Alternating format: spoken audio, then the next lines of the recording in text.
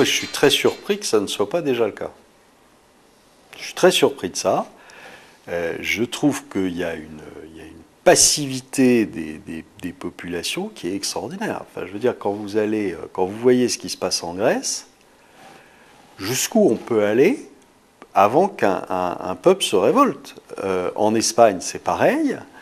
Aux États-Unis, où ils sont, je l'ai montré plusieurs fois, quasiment à une personne sur 5 qui est au chômage, et en plus ils sont tous armés, ils sont quelquefois pas très malins, qu'il n'y en ait pas un encore qui se soit mis à la sortie du Capitole pour descendre tout le monde, ça me paraît très surprenant. Voilà.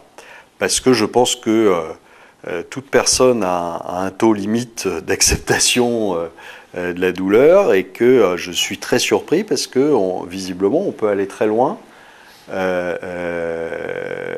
sans qu'il se passe grand chose. Je vous dis, on pique 80% du pognon de tout le monde à Chypre, pas de problème. Hein. Je trouve ça assez effarant. Voilà, mais vous avez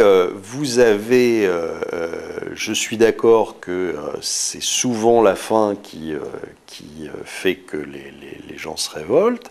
C'est ce qui s'est passé d'ailleurs dans les printemps arabes. Hein. Ils ne se sont pas réveillés tous du jour au lendemain en disant « Mon Dieu, on est dirigé par un affreux dictateur ».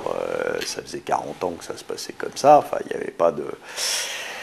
C'est simplement que dans certains coins de ces pays-là, à un moment, ils n'avaient plus rien à bouffer. Donc, grâce d'ailleurs au principal terroriste, qui est M. Bernanke, et qui, à force de faire des QE, avait fait monter le prix des matières premières alimentaires. Donc, il est directement responsable de dizaines de milliers de morts, sauf qu'il n'ira pas en tôle, lui. Hein. Donc, mais je trouve quand même qu'on peut aller très loin, mais vraiment très loin, sans que finalement il y ait de mouvements majeurs. Alors il y a des manifs, en Grèce ça a quand même pas mal bougé. Vous avez un vote extrémiste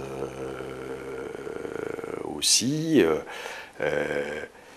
mais ça n'empêche que c'est quand même assez calme, et curieusement calme, pour des pays qui sont quand même passablement éprouvés. Voilà. Maintenant, vous savez, on n'en parle pas beaucoup, mais regardez ce qui se passe entre la Chine et le Japon, qui est un dérivatif. Hein. Ils se cherchent depuis quelques mois, et quand même la probabilité, quand vous avez deux marines importantes qui cherche des poux dans un mouchoir de poche, qui est à ce moment-là un crétin de militaire qui appuie sur un bouton ou qui... elle est quand même assez élevée, hein, la probabilité. Donc, que ça se termine mal, ce genre de plaisanterie, c'est pas une petite probabilité. Donc, voilà.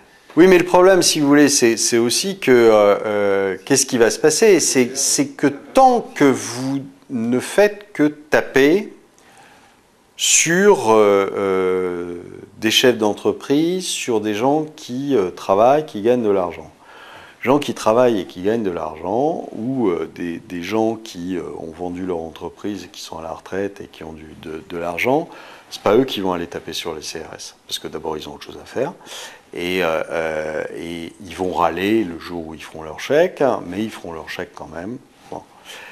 Là où ça risque d'être un petit peu plus compliqué, c'est quand on va commencer, ce que je vous disais, à taper dans le remboursement des médicaments, les diverses allocations diverses et avariées, et donc des gens qui vivent par les subsides de l'État. Là, ce jour-là, ça risque d'être un petit peu plus sévère.